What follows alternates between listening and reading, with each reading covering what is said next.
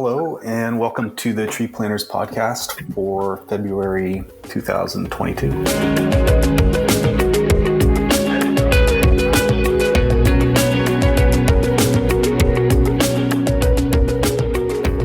It is Margaret and Adam here, and this month, what are we talking about, Margaret?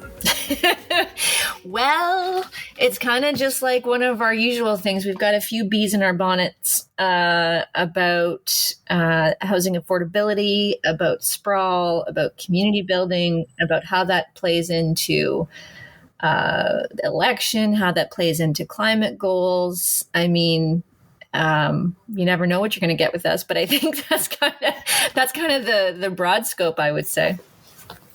Yeah. So, I mean, as if you sort of listen to anything that we put out there before, or read any of our stuff, or have really any sort of familiarity with anything that we do, you'll know that we are really interested in how land use intersects with climate and the environment.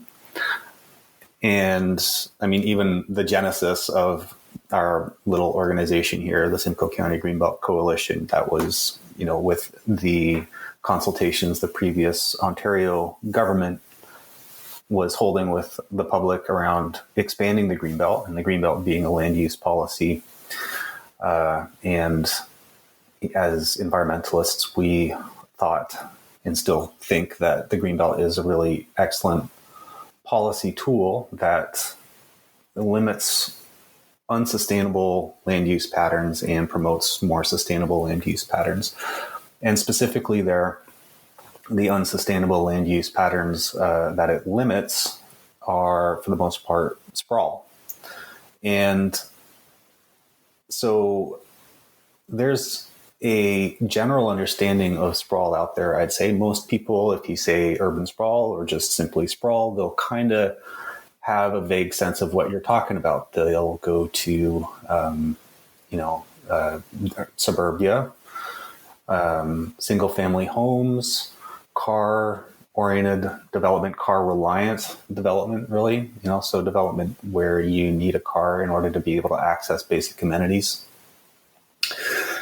These are, and I'm looking out my window here because I live in such an area. These are, houses typically with 2 garage doors. They're usually sort of 4 bedrooms, a couple of bathrooms, that sort of thing, driveway. There's parks sort of scattered around with playgrounds in them. Usually a sidewalk, at least one. On the larger roads, there's usually 2 on either side, but on the residential roads, there's usually just one. There's schools, almost on like a neighborhood level, and grouping a few dozen of those neighborhoods or maybe more together, then you're getting sort of secondary schools. And then at key intersections, large intersections, usually there's a cluster of commercial area where there's a grocery store, a drugstore, and that sort of thing, some fast food restaurants, gas station. So that, for me, in my mind, that's always sort of been what urban sprawl means. But I think what we're interested in exploring today is something that's a little bit different. And you already sort of hinted at it, Margaret. What was the term that you used? Did you say tall sprawl? Vertical sprawl or tall sprawl, something that vertical. They talk about. And I think that's where you have to look in, like, if you look at sprawl, like urban sprawl is primarily car dependent, right? Then it's hard to imagine how you could claim tall buildings are sprawl because it's no longer car dependent. But I think what is probably a more effective way to look at it is efficiency. The efficiency of the building design, not only in how much it costs the municipality to service, but also the efficiency of land and the efficiency of externalities, right? What it costs to do those sort of things. And one of those externalities is the health of the people that are in it and the social cohesion of the people that are in it. So urban sprawl, like we would think of like those far-flung suburbs where, because everybody drives, you don't have to live and work in the same place. You can drive wherever, has similar inefficiencies to very tall buildings when it comes to health outcomes, social cohesion, servicing efficiencies. And that's why some use that term. Yeah. So I have some points on that as well. I know, like before hitting the record button, we were talking a little bit about both wanting to focus on that particular aspect of it. I just want to rewind a little bit real quick and give sort of the proper definition of urban sprawl, though. So is defined as the spreading of urban developments, such as houses and shopping centers, on undeveloped land near a city. And then it continues, urban sprawl has been described as the unrestricted growth in many urban areas of housing, commercial development, and roads over large expanses of land with little concern for urban planning. And that last little bit there, I think, is a little nugget of gold that I think if you were to sort of look at everything that we're going to hopefully address today in totality, that all has to do with this notion of planning. And when you're planning, really what you're doing is you are, or should be doing anyways, is you should be thinking about what the desirable outcome is. What are you trying to do? What do you want to make happen? What are you fostering? What are you nourishing? What are the foundations that you're laying? Mm-hmm. What are they going to enable, to be built on top of them? Mm-hmm. So, and I really question whether, like, the extent to which a lot of planners actually sort of think about that first and foremost. I think that they're actually almost given their marching orders before they even have a chance to get there. And then basically what a planner is required to do from then on is just figure out how to make it work. Well, so, let's be honest. Why would we expect anything different when our whole system is built on the extraction of wealth at the expense of people? I mean, our mm-hmm. whole economy is based on our GDP. There is not one thing within our GDP calculation that focuses on the well-being of people, mental, social, physical, emotional. That's not a thing. So although I agree with you with planners don't have that outcome in mind, nobody has that outcome in mind in general, right? Like there's not a government that's saying, okay, let's stop talking about housing starts and real estate transactions and how many units and how much money we contributed to the economy based on all of these metrics. And let's start thinking about, are people healthy?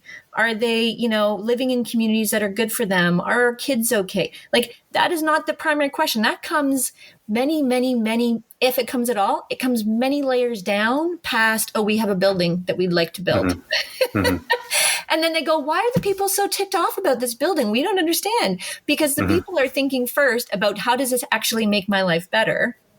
And sometimes, it's a lack of education, right? There is some NIMBYism to it in some cases.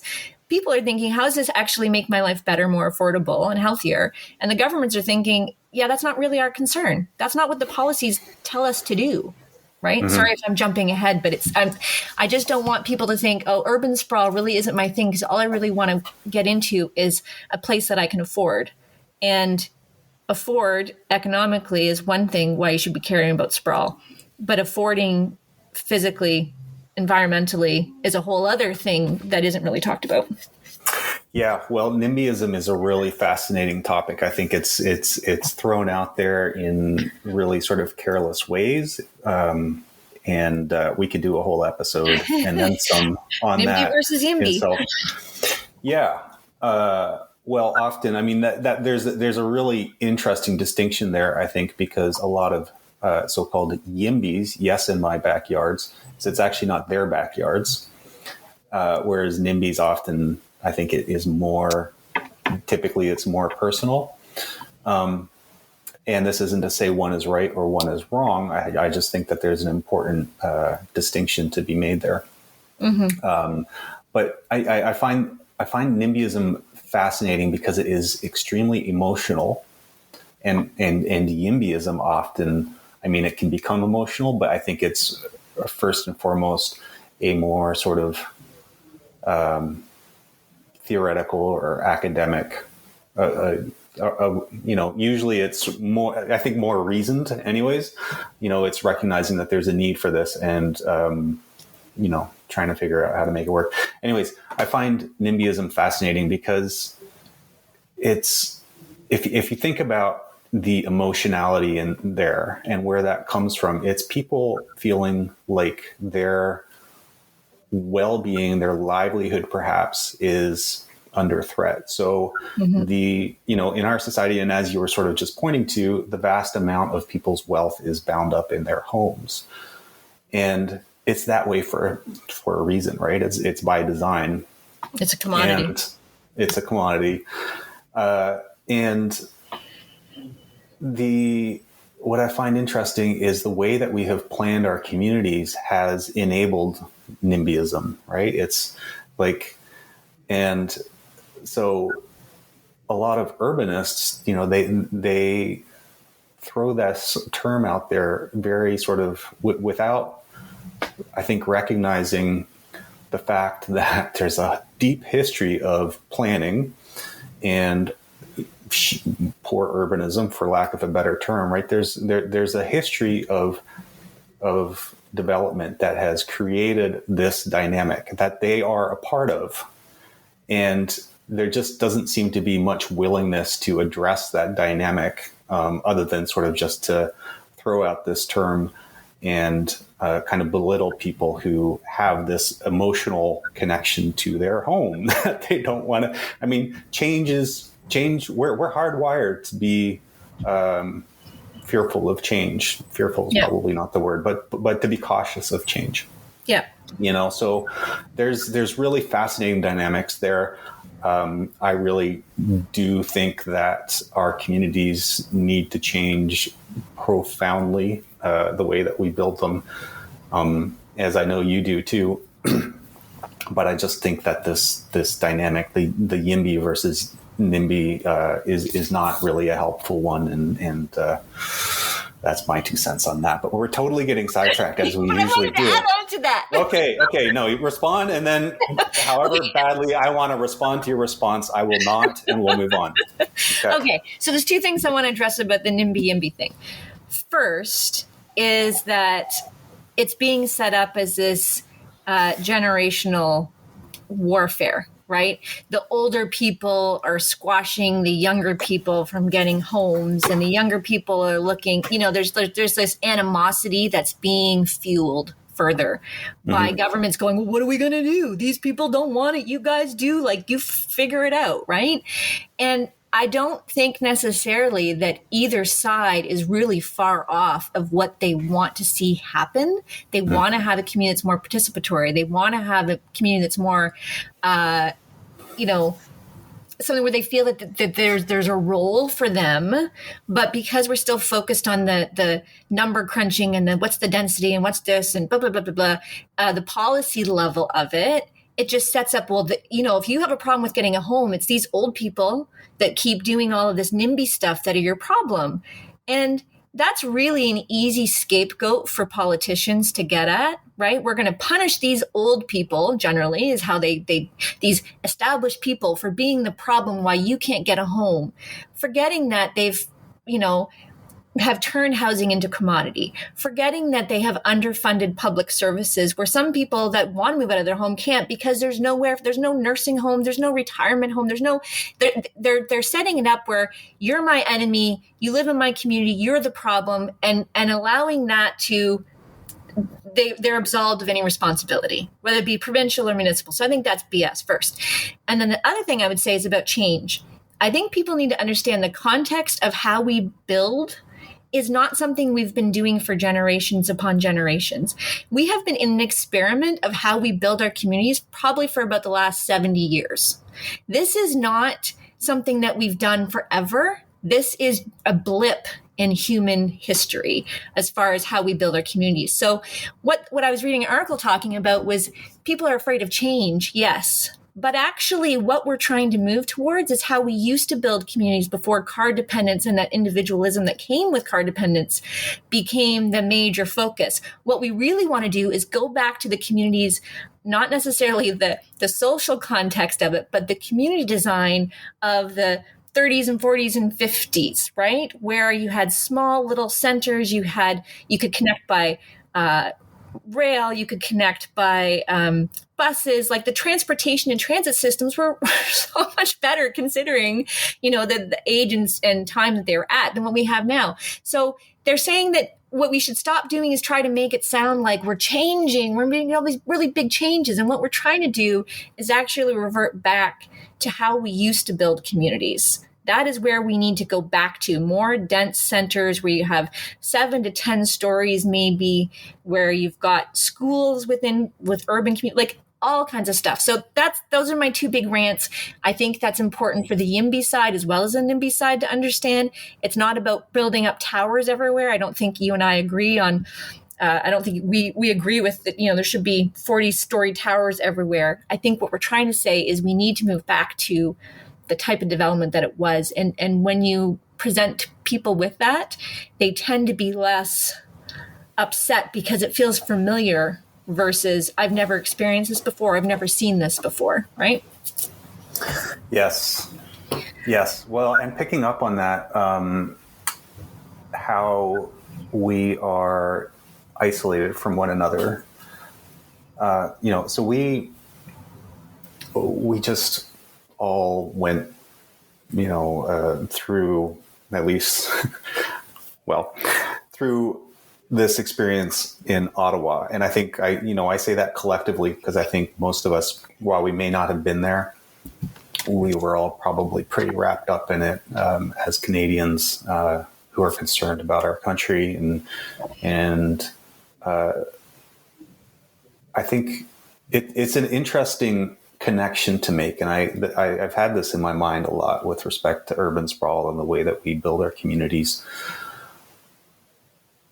between the increasing polarization that's happening politically and the increasing alienation that we have, in terms of how we meet each other in our day-to-day life. So sprawl, we each have our little kingdom effectively. That's pretty much the model that it is built on. You have your house, and for the most part, actually, even if you're going to a grocery store, you're not really going to public space. I mean, that's in, yes, there's parks in suburbia, but the public space is all sort of use oriented. It's not happenstance. It's not a space that you inhabit so much as it is a space that you utilize for a particular purpose, which I think is an important distinction. But I had this experience where we used to live downtown Barrie I may have talked about this before on this podcast. I think I have. And you'll know where I'm going with this. We used to live downtown Barrie, and we lived in a neighborhood that was pretty marginalized in a number of ways. There were a lot of people who struggled with addictions, and you would see, and we had a young, our first son. We had our second son too, but he was only a couple years old when we moved out of there to where we are now. But you would see people in public space behaving in very different ways from you. And that would prompt a lot of questions from my son. Why are they behaving like that? What's wrong with them? And force difficult conversations for us, and conversations that to try and understand something that is different. Typically, you gotta explore it, right? There's a lot of nuance to that. You got to step outside of yourself, and you have to grapple with somebody else's experience, somebody else's reality. And that in itself is a really important tool to have as a citizen of a society, being able to understand where other people are at. And I think the way that we are developing our communities, specifically sprawl in single family homes, the way that we have them now, makes it more difficult for that to happen. Mm-hmm. And that's a shared characteristic with vertical sprawl. Mm-hmm. That and it's, I mean, it's studied. There's evidence to back that point up. I mean, some really sort of simple metrics that they use to sort of figure this stuff out is time to street. How long does it take the person to get from their home or the place where they live down to the street and down to that shared space? And in a high rise, that's longer. And that barrier, even though it might not seem like a big deal, even though it's maybe several minutes or something like that, cumulatively that adds up to a pretty big effect that tends to happen on the public life surrounding these spaces. Mm-hmm. And when you're thinking about what, back to this notion of planning and the question of what outcome are you trying to achieve with this, I think that's a big divergence with high rises, is that the goal of enhancing the public life of a community and building those bridges and building that social cohesion is kind of left to one side. There are other goals, and I think some of those other goals are laudable. I think they're good. The question of intensification and reducing the amount of land that's devoted to the footprint, to the urban footprint, and these sorts of things, and increasing the tax base to be able to pay for public services and transit-oriented community and that sort of thing. I think those are good, but there's a trade-off, I think, that needs to be considered. Mm-hmm.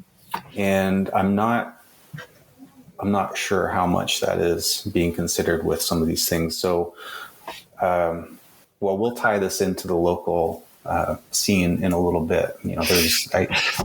We're in Simcoe County, there isn't a heck of a lot of high rises being built generally, but there are certainly in certain areas, and we'll get to that. But yeah, I think what I would like to add to this part, and I always screw up your plans, so I'm sorry if I'm screwing up your plans. That's right. But I think the reason why Adam and I get onto these a bit of a soapbox is because we know that people innately understand community building. They just don't think about it when it comes to the choices that are made within our communities. So, for example, if you were to imagine a classroom, okay, 2 classrooms, same students, same teachers, same amount of space, and you have one classroom that has, say, round tables. Let's not think about COVID times, okay? But either way past COVID times or pre-COVID times. And you had one classroom that had round tables, and you had 4 or 5 students at each table, and you had spots where you had a listening center and the kids could work collaboratively in groups. That's the one kind of setup, right? The other kind of setup is little cubicles where the kids are kind of in their own little sphere. They're there and they're working. And if you had to look at those 2 images, and hopefully I've given you enough to imagine, when you look at them, you get different feelings from both of those things. You start to assume that one type of setup has a different focus than the other. So for me, when I think about those round tables, and I used to be a teacher, so this was kind of the thing that we used to think about, was how you set up your tables, how you position the shared resources, how all of that is organized totally impacts what the kids do and how the community of the classroom functions. So you look at those collaborative tables and you think about kids meeting one another, problem solving, kind of some shared responsibilities. You look at the other setup with individual cubicles and you think about individualism. They're probably not as social. They're probably not talking as much. It's probably much more serious. Maybe it's just more focused on efficiency. And so that thought experience, you take that out into our public realm. And what Adam and I are trying to say is when you have sprawl, it's very akin to that classroom where you've got your own little space. Okay. And everybody feels good because they can have their desk however they want it. They put their erasers in a certain spot and their markers in a certain spot. You can arrange your desk as much as you want, right? And feel good about your little desk. But then you need to realize going out from that, what does that do to the fabric of the community? My grandparents during the war, they owned a little convenience store. They had two in the end, but they owned a little, I don't know if it'd say convenience store, but it used to be kind of you could get candy and you could get, your basic needs and all that sort of stuff at their store. And so when my grandfather went to war, my grandma and my mom would tell me stories about how they would barter and trade with the milkman and the Iceman and all the other people to try and make sure that they had what they needed and that they had credit for some of their people. And there was more of a small community where you could say, I know you come into my store. I know that you're struggling. And so there was this whole dynamic. And I'm not saying this is a utopia, okay? I recognize that there were certain people that fared those times better than others. And I'm not trying to say that there wasn't inequality in those times. I'm just speaking to the dynamic where you have communities that have pulled together because they know each other and they are socially responsible and accountable to each other. And you can't create that unless you know people, unless you understand and you stop seeing them as he's right wing, he's left wing, she's totally into this. And their kids, where their house is, their dog name, whatever. It's really hard to do that in a place where everybody has their own cubicle. And so we start to see this polarization, I feel, because our communities aren't set up for us to be bonded. They're meant for us to be efficiently separated so we don't have to deal with other people's problems. And then the pressure with COVID or other times is that if you can't figure it out on your own, there's nobody there to help you, right? And that becomes a really challenging psychological, emotional burden because Walmart doesn't care if you pay your bills or not. They don't care if you need a $10 loan to be able to buy groceries for your kids. That's not going to happen, right? So because we're not connected, I feel that it's you're completely left on your own, or the feeling of you're completely left on your own because you don't have a neighbor that you feel comfortable going, hey, we're really struggling. Do you have, something or someone's power is out? I'm lucky in our neighborhood, we do kind of have that, but there's a lot of neighborhoods where they won't. So I'm going to stop about that, but that's what I'd like to add. Throw a wrench into everything. No. It's a really good point. And a really key element of resilience is that dynamism that can happen, right? The flexibility, the elasticity of the community. And so I think what we're getting at here is that dynamism. It's not just only confined to the social realm of interpersonal relationships, right? There's the environment, and that includes the built environment, the environment that we construct for ourselves. And this is another point about vertical sprawl is high rises. They're quite difficult to repurpose. Right. Well, once they're built, that's just kind of what they are. And fix. Yeah. Well, this is maybe we can go to this next. Is the problems of affordability in high rises. So there's a lot of cost associated with them, in terms of construction costs and things like that. But that difficulty in repurposing that built form in the future, it just forecloses on possibility. And, that reduces that dynamic in terms of resilience. I think another part of it, which I think is an interesting difference between a high rise and a mid rise, which I think we're probably kind of advocating here a little bit more. The missing middle, if you've heard of that term, it's bandied about a lot.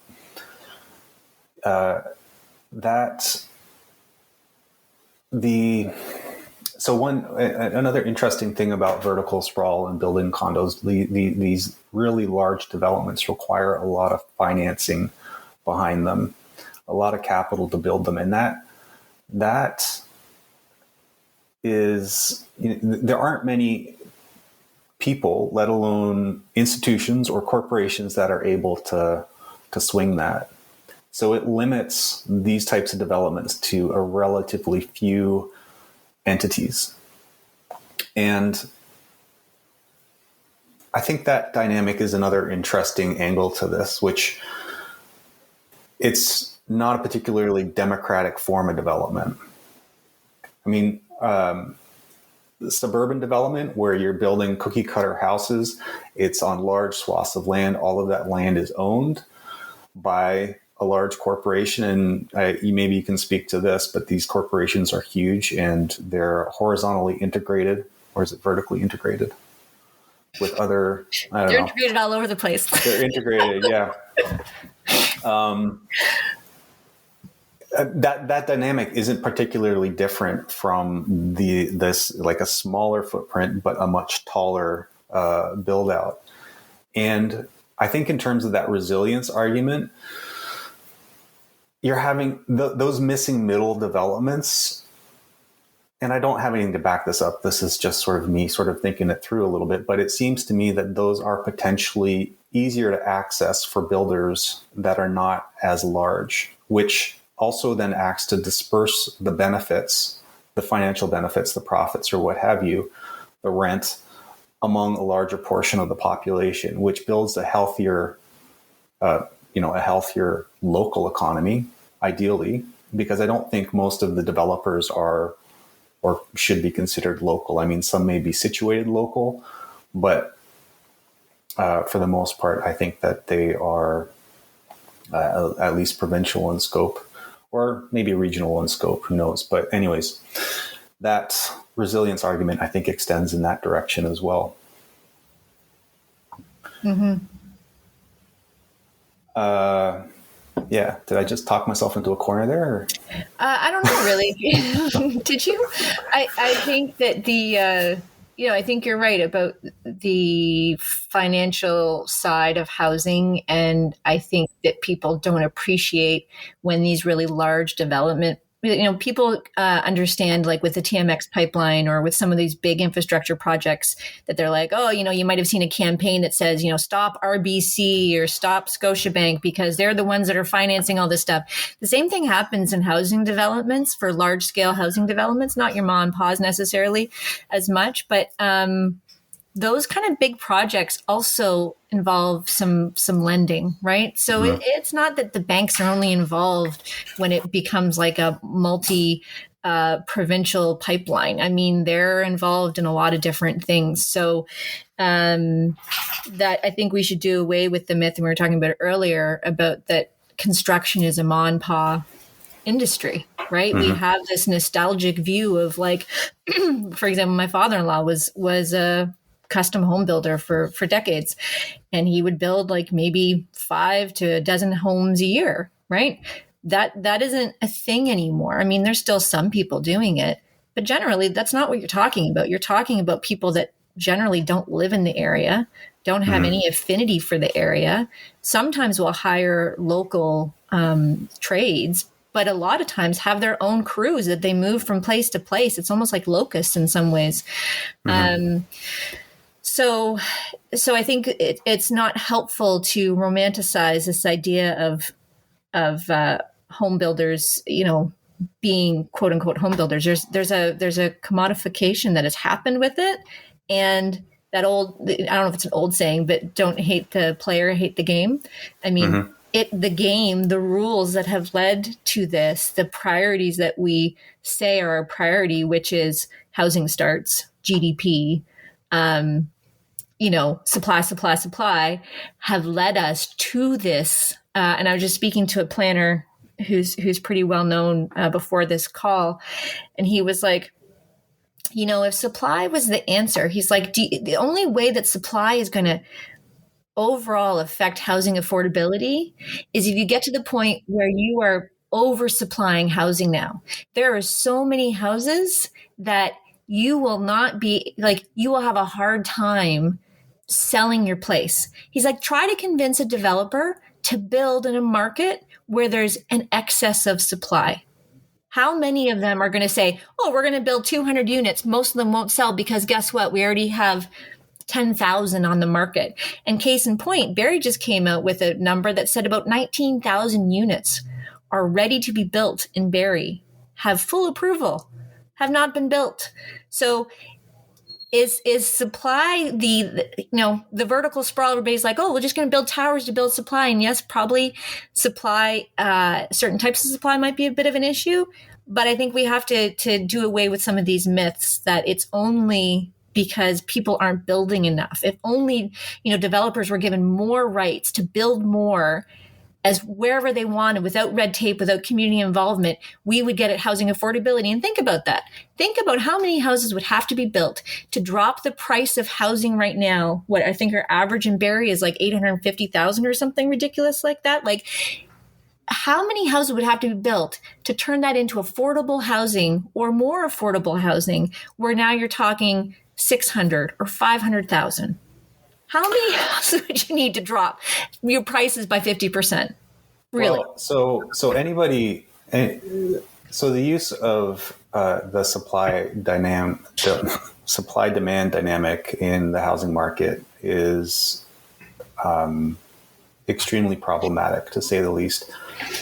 The core ingredient of it is non-reproducible. It's a finite supply of land, right? You can't supply more land. Sorry, folks. I mean, you can expand boundaries and this sort of thing. So there's some elasticity there. But ultimately, the supply dynamic breaks down because there's a lack of supply that can be brought to bear in terms of land on the housing market. So that, I think a lot of people, I'm not an economist. I dabble, and I took quite a number of courses in university dealing with it, so I know a little bit about it. But that's a really key problem in this whole argument that supply, that increasing supply will drive down prices, because one of those, it's just not possible to actually increase supply in terms of land, right? There's an old saying, I think it's probably mostly used by developers, which is, buy land, they're not making more of it, or something like that. Well, and in some cases, invest in land, they're not making more of it. And if you saw any of the climate maps that I think we released last week that talked about the rising sea levels, if you looked at Florida, like, not only are we not making any more, we're actually going to be losing a heck of a lot too. So I think that, just to clarify for listeners, we're not saying that there isn't a need for supply. I mean, yes, there are people that are having issues with getting off of the streets and finding some sort of secure housing. There are people that are struggling students who need to have some flexibility, but there's this binary that we have within. We either go really tall or we go just spread like houses, like seeds out in the middle of green fields, and just keep going as far as we can see. And that does not help with the affordability issue at all, because you need to be thinking about, like, I just did some statistics for Simcoe County about traveling, and they were really interesting about the percentage of people in Simcoe County that either are too young to drive or are probably on the verge of aging out of being able to drive. There's obviously those people that choose not to drive or can't afford to drive. But if you just look at the age percentage alone, you're talking roughly a quarter of the people in Simcoe County can't drive, right? Or likely not to drive. Not including, so it's probably even higher than by the time you add in poverty, by the time you add in people that are just choosing not to drive, right? So that means we are planning 3/4 of our population is based on the idea that you're going to drive. And that does not make housing more affordable by building up, and you've talked about this a lot, you are now assuming that when you get a house, you're going to need a car. So it's not just a house that they were building. It's a house plus a car, because otherwise you're not going to get anywhere. You don't have a doctor nearby. You don't have a grocery nearby. You're going to have to be spending at least $10,000 a year in addition to whatever that house sticker is. And I think in my, I'm just trying to see if I can find it, but here it is. It is, sorry, 1 second. There, something about the amount of people in Simcoe County that have 3 or more cars. Almost 25% of people in Simcoe County have 3 or more vehicles, right? Like households? Yeah, households. Sorry. Okay. That's crazy. Yeah. It's crazy. But yet, when you look at how many home to work trips are made, the highest percentage is 30% of all home to work trips are under 5 kilometers. So it's amazing to me that we are continuing to say we need to address affordability by making sure people have a house and a car, because that's going to help them with affordability. Oh, and by the way, you have no daycare.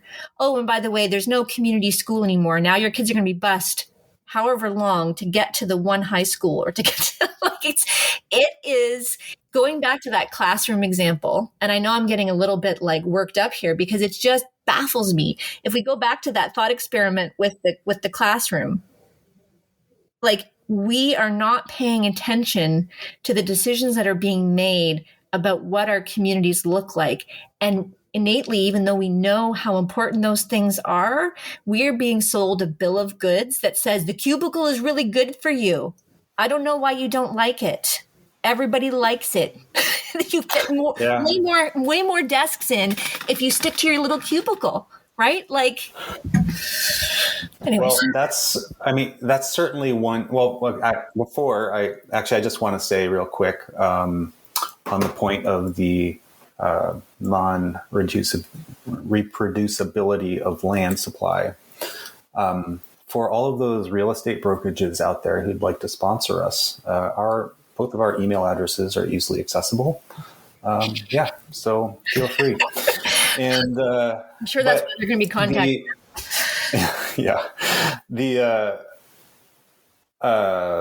On that question of affordability.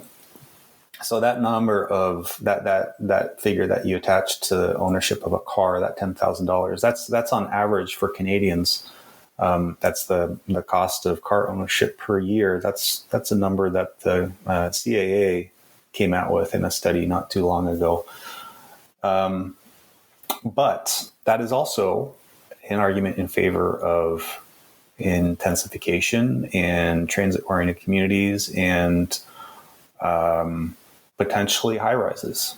So, that's one of the trade-offs I think that is worth considering. If on balance, if you're looking at building on farmland, single family homes, your typical suburban sprawl style development versus a condo, then where people don't need to own cars and there's amenities basically just outside of the front door, I think we'd probably be both arguing in favor of the condo development.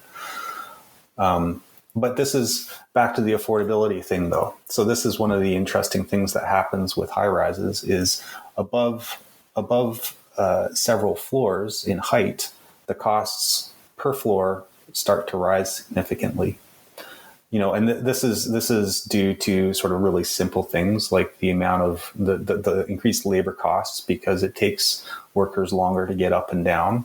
It's really simple, but then also just construction materials, the type of construction materials that are required are quite a bit more expensive. Pumping of water and wastewater. The engineering is more complex, required to do those sorts of things. I mean, that on Billionaires Row, there's this relatively famous story of one of the most expensive buildings in New York, where the toilets were overflowing. It was a total shit show, literally, because the engineering couldn't get it right.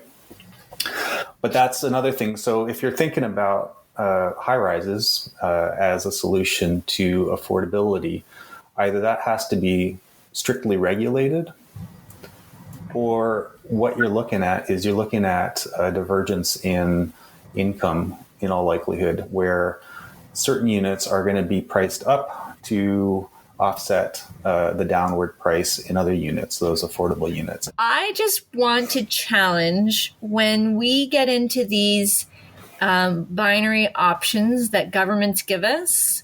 Like, well, we either do this or this. So if you don't want that, it's going to have to be this. Not only are we encouraging them to be non-aspirational and basically boring, we are encouraging them not to look at any other evidence or any other jurisdictions that say, actually, there's a third option, right? Like, or fourth or fifth or sixth. So, for example, Ryerson City Building Institute, which is now defunct, but a while ago, looked at Mississauga, who needed to accommodate like 400 and some odd thousand people. And their plan was like high rise, high rise, high rise. Well, they went through, took the land inventory, all of that housing that they needed to build, which were going to put into towers, they were like, actually, you can put it into infill. You can put it into medium density stuff that is no more than 11 stories high. That was as high as it was, right? And I think it's interesting how we consider transit-oriented communities just based on density. And you talked earlier about vertical sprawl and how when you get higher up, how how cost inefficient it is as you go up. But there's also studies that show once you get over about 7 to 10 stories, the percentage of time that those people come down to the lower level to actually interact becomes less and less and less and less. And you start thinking about if you're on the 30th floor of a condo, how long does that take you? Never mind like safety and like all of that other stuff that comes into it. So I think a transit-oriented community not only provides the density, which is achievable. I mean, look at how many skyscrapers Paris has. I know people don't like us comparing ourselves to Paris because we're different and we're Canada and we can't do Paris. Well, Amsterdam wasn't Amsterdam at one point, and Copenhagen wasn't Copenhagen at some point, and Paris wasn't always Paris. So there are lots of iterations of a city that we assume can't be us because they're already so far ahead. But it actually just requires a point in time that says we are done with the binary thinking of we need to either expand urban boundaries or we need to remove all of our green canopy and build towers. No, there are places, there are options that are affordable, that provide housing choices, like actual real housing choices. It should no longer be acceptable for any of us to say your housing choice is to either have a 3,000 square foot home that you're going to have to drive to or a 600 square foot apartment in a condo. Really? That is what those are virtually our housing choices now. And that's bullshit because there are lots of places where you can actually say, maybe I want a laneway house. Maybe I want a rental. Maybe I want a 4-bedroom condo. Maybe I want a stacked, like there are options, right? And so I would just challenge that idea that when they say to me, well, do you want sprawl or do you want a condo? I don't think I would say, yeah, I want the condo. I would say those are both shit options. And you need to be a little bit more creative because if you really care about the health and well-being of your people, if you really care about building transit-oriented communities, and if you really care about climate, then you would know that neither of those options are the best option, right? Again, off my soapbox. No, well, hey, you're good at it. And I mean, as far as those options go, there's another interesting point here, which is that high rises, they inflate the price of adjacent land, right? So they actually act to increase, or well, they limit the options available for that adjacent land and the type of development that would happen there, the type of activities that would happen there, and that increases gentrification. It reduces diversity in terms of social experiences in those places, which I guess maybe is another way of staying gentrification. I don't know. But these are difficult places for mom and pop stores to operate, to maintain, to continue to be viable. And those are exactly the types of businesses that we want if we're going to have a healthy, resilient local economy. We want locally owned stores, but instead what you get at the street fronts around these places, typically they're large large corporations that bring in stores. You get the Shoppers Drug Marts and the chain different chain stores and things like that. But then back to the affordability question and just to get into the sustainability question of these buildings and some of the problems associated there. That's another increased cost that comes with building higher. Typically, they are very difficult to build in a way that is energy efficient. So there's really a lot of reliance on air conditioning and heating because typically there's a lot of glass used in these buildings, and glass is really poor insulation value. So they are not particularly sustainable at all. There's studies out of Vancouver. They show that high rises use almost twice as much energy per square meter as mid-rise buildings do. So that energy loss, that heat loss, there's kind of interesting things that start to happen when you think about back to these trade-offs again.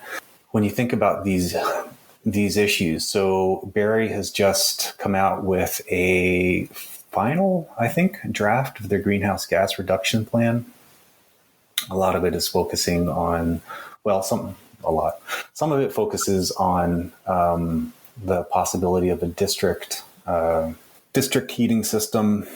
It's basically a centralized heating hub that disperses heat or energy to a district, to a larger area, and it draws that heat or energy from potentially a number of different sources.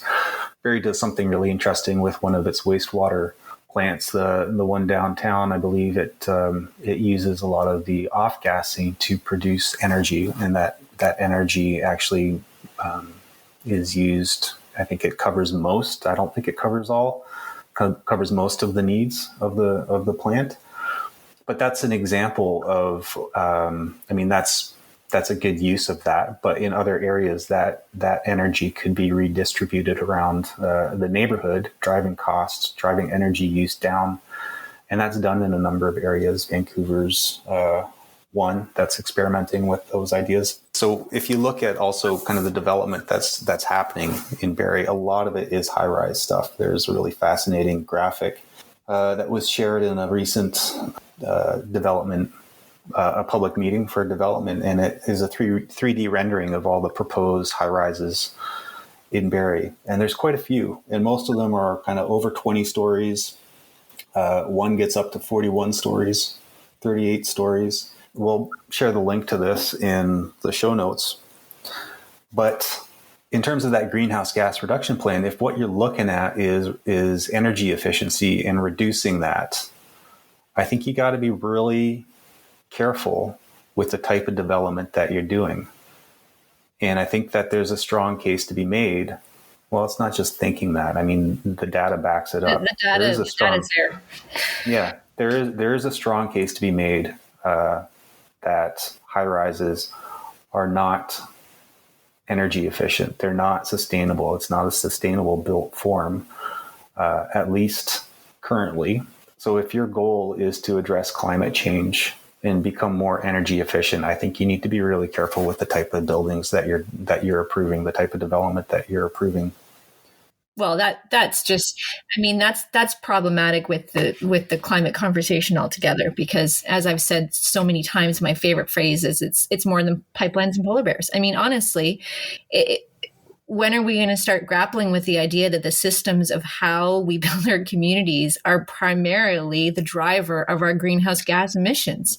So it's the car dependence, it's the type of building, it's where we put it, it's what we lose in order to build the housing, how we interact as a society with the land and the water is the driver of our climate emissions. And as long as we want to keep tinkering on the edges of, well, if we just put in a heat pump here or there, and if we just, adjust the building code so it's a little bit different, but we're still going to build whatever we want to build, wherever we want to build it, and fit people in however we feel in the sardine cubicles that we keep telling them there's their only option.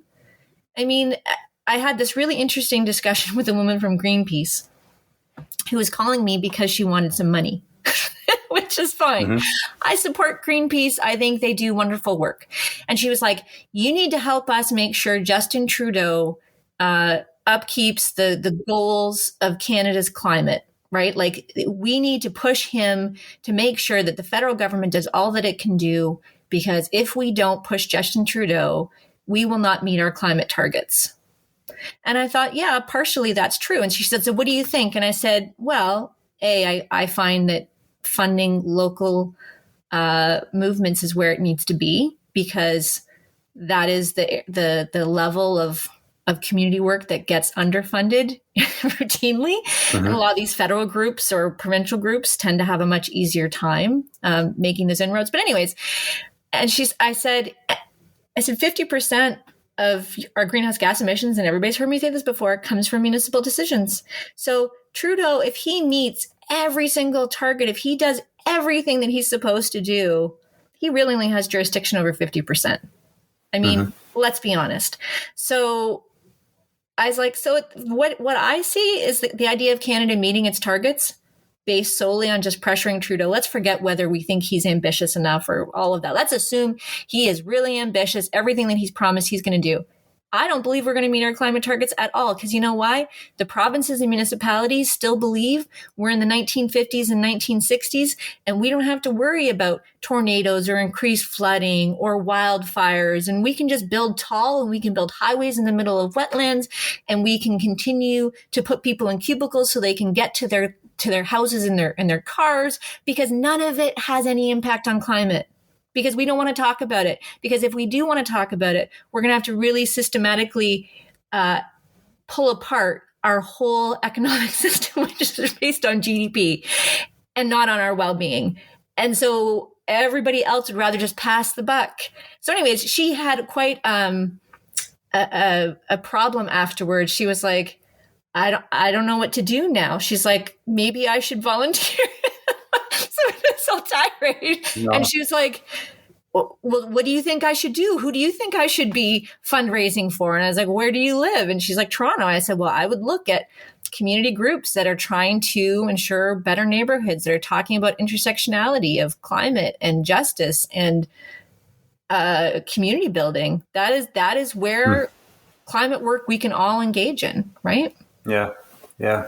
Well, on the point of the economy and how it skews things, and we're going to wrap up here in just a couple of minutes. Soon? Yeah. So it's interesting, actually, that maybe this is a good example of something like that. Barrie does have a where am I here? I'm trying to find it. Okay, an urban design guideline for intensification, and it's a really interesting document. You can find it on their website, and I think it's particularly instructive if you look at the renderings that are included in it, and almost all of them are a handful of stories high, with active storefronts on the streets with shops, cafes, what have you, and then above that there's residential. Lots of greenery, lots of trees, lots of people walking, lots of people biking. There are there's roads for cars, road space for cars as well. And the guidelines specifically set maximum allowable heights at 8 stories. Require a minimum building height of 2 to 3 stories. Require a minimum ground floor height of 4.5 meters, and that's particularly interesting, active ground floor uses in the intensification areas. So, their urban design guidelines are very explicit. They are recognizing exactly what we're talking about, that missing middle component. And I mean, again, back to these renderings, you look at these renderings and it's like a modern version of Paris, right? With the whole sort of, it'll show sort of a streetscape, and on both sides it's lined with these buildings that are several stories high, but no more. Lots of greenery, lots of pedestrian use. But it's interesting to see, and back to this 3D rendering that this developer presented in this information session, how development is actually proceeding in the city, which is high rises. It's not according to these guidelines. Yeah. You know, I've been pleased to see that there are more of these missing middle type developments happening, but they're not happening in a concerted way exactly. I mean, part of these guidelines also is looking at like these should be lining primary streets, built around hubs, transit hubs and whatnot. Yeah. But it's just interesting to see and you know, the economic angle to it and the influence that particular actors and particular visions have in how our communities are built. Is a little out of whack. You know, it's not really in keeping with their own guidelines, it seems to me. And it doesn't, you know, based on everything we've been talking about today, it doesn't really seem to be in keeping with what actually is the public good. You know, what I think would be done in that sort of service, that planning service of achieving something desirable in terms of the public's benefit. Well, and I think that so there's a bit of a hat tip to Barrie, because they were one of the first jurisdictions in our area region that started to put laneway housing as a right, that they just kind of open it up. And that's a really great way for intensification. And then they got all kinds of backlash and they had to kind of scale back that kind of as a right? So I think hat tip to them for doing it. And I also believe that they're on the right track. But the people in the community need to take some freaking accountability too. Because that's a good point. If every time it's like, we don't want sprawl and we don't want towers, but I don't want my neighbor building a laneway house and I don't want that parking lot taken over by a small apartment building. Pick a fucking lane, people. Do you want housing in your neighborhoods? Yes or no? If you don't, then just come out and say it. But every time we kibosh one of these low-rise options or mid-rise options, the likelihood of us going with the two options we know are economically inefficient, are socially destructive, and environmentally destructive becomes the option. Because you know what? They just have to push enough to get the tower to go from 40. And I start to wonder if developers are going, okay, we're going to go with a really egregious number like 65, but what we really want is 28. So we're going to go 65. Let everybody get like, oh my gosh, 65. That's crazy. Okay, how about 28? Oh yeah, 28's way better than history. So I almost wonder if they're going in with a bit of a strategy now, because you just have to pull it together and get through all of those issues. And then you get your high rise how you want. So, you know, people, whether you're in Barrie or wherever you are, you need to pick a freaking lane. Because if you want your parents, if you want your kids, if you want to be able to retire somewhere within your community or age in place, we have zero flexibility. My mom lives with us. She's got dementia. My options for her are a retirement home at $7,000 a month, or waiting until she breaks a hip and put her into a nursing home. There are no options for her other than just staying with me, which anybody knows as a caregiver comes a point where you can't do that anymore. Why are there not, a house that's got a couple of PSWs that has older people living together? Like, why is that not the development style that we can consider for people so that there's actually options, right? And as we were talking earlier about these consortium developers, we have made it so when we choose sprawl, whether it be taller on the boundaries, we've made it so that local people actually can invest in their community. They can't be community developers because the bylaws and the financing you would need is ridiculous. There was a really good example of a community developer in Seattle. He had bought this small little parking lot that was for 4 cars. Okay. And you figure that's not very big. He made 7 units out of that. Right. And affordable housing, may not be cheap housing, but they're all micro units of 300 or 700 square feet. And that was with 4 parking lot squares. Do you know what I mean? So that is a person who can actually say, I want to invest in my community and I can actually bring housing and personally benefit from it, not as a conglomerate, not as someone who doesn't live here, but I can make these things happen. But I mean, as long as people still want to get into this whole idea of, I just like our community the way it is, and I don't want any changes to happen, and I don't think housing should be here, it should be somewhere else, and blah, blah, blah. I mean, eventually, and we've talked about this a little bit, and I don't want to go too long, but you know how I get, the Housing Affordability Task Force report just came out. And so everybody's clear, the big headline is 1.5 million homes is going to be built, right? It's all supply side. When you dig into that, there are things in there that say, basically, if you're not a developer or the municipality, if you want to have any appeal, you're going to have to pay $10,000 just to get your foot in the door.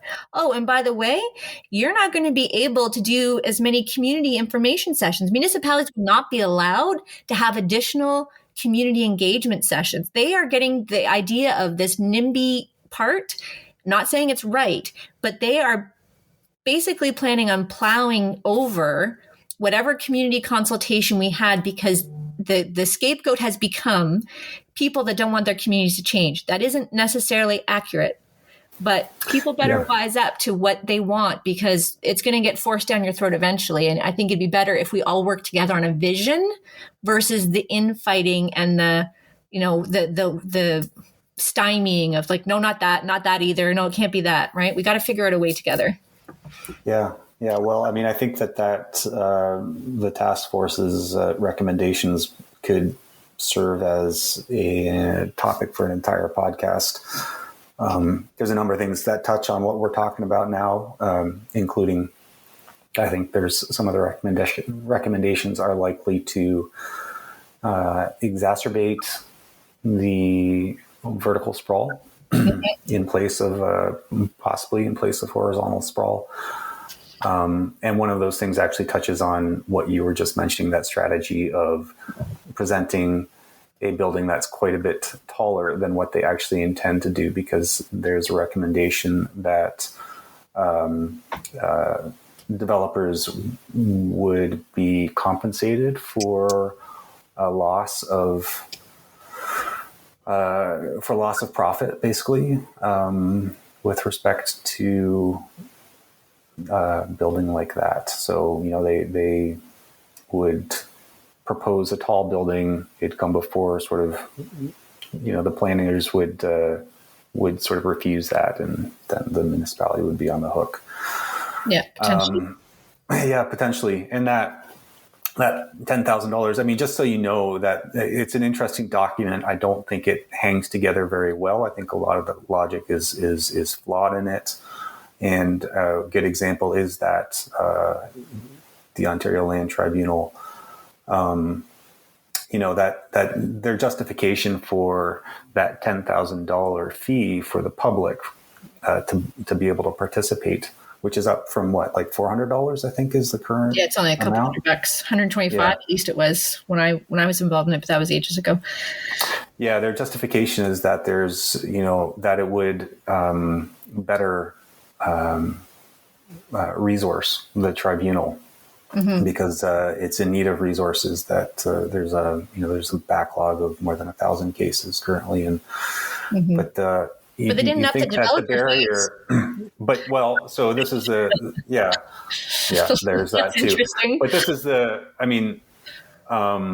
for one, they actually sort of justify it also because they feel like there's the appeals process is holding up development approvals, for one. So this barrier would significantly reduce that. But then also they say that it would better resource this tribunal. So you're looking at a significant reduction in the number of appeals. Now, of course, the amount per appeal has gone up significantly, but whether that would sort of outweigh the reduction and therefore better resource the appeals tribunal. And there's other ways of resourcing, of better funding the tribunal as well, right? So why put that on the backs of citizens? I'm not a huge fan of this report, so you might be able to tell. But I think we should probably leave for another episode, because we're already quite a bit over time. We can. I would just close with, on this housing affordability thing, because I think it's really important, is that there is the populism politics that's happening within the housing conversation. And the headline of 1.5 million homes is very similar to the buck of beer, where it sounds like a silver bullet of we can fix all of it by this very simple policy choice, not looking into the details of, one, how is that going to happen? Two, is that going to achieve anything? And three, is it actually dealing with the root causes, or are we still getting into these really oversimplified solutions? And so I would caution anybody from buying too heavily into the $1.5 million home promise, as this is going to be the thing that solves all of the housing issues that we have, because it's way more nuanced than that. And a lot of the data doesn't support most of the recommendations. And frankly, there's a lot of restrictions on public input and a lot of loosening on developer influence, which is problematic altogether. Doesn't mean that all of it's bad, but I think everyone should just be very cautious of accepting it blindly, as this is the ultimate solution here. Well, I mean, ultimately what it's saying is that the very folks who got us into this mess are the solution to it, right? So exactly. But next month we have on Stop Sprawl Aurelia. So we're going to be talking a little bit more about community building and grassroots movements in community building, and the type of efforts that are required to make our communities more equitable, more affordable, more socially cohesive. And that's going to be our next one. So we're going to be talking with Madeline Fournier, maybe some others who are behind Stop Sprawl Aurelia, and learn a little bit more. And maybe there's listeners here who want to emulate kind of the go-getting-ism. Is that a thing? I don't know if that's a thing, but it's a thing now. The go-getting-ism of Madeline in their own community. All right. Well, looking forward to that. And you can always leave a review, and that will help increase the visibility of this podcast on the various platforms. It'd be fantastic if you do. And of course, you can support us on our website with sort of one-off or reoccurring monthly donations. It is very, very much appreciated. And we have a Patreon for this. If you're interested, the link is in the show notes. And that is a really cheap and simple way that you can support us as well, so that you can choose sort of a buck a month, buck an episode kind of thing, which, the more people that do that, the better. Or you get to hear us rant. Yeah. And only bother reviewing if you liked it. If you didn't like it, just don't worry about reviewing it. But if you did like it, take a moment. Yeah, or if you don't like it and want to leave constructive feedback, that's cool too. And we're always happy to connect.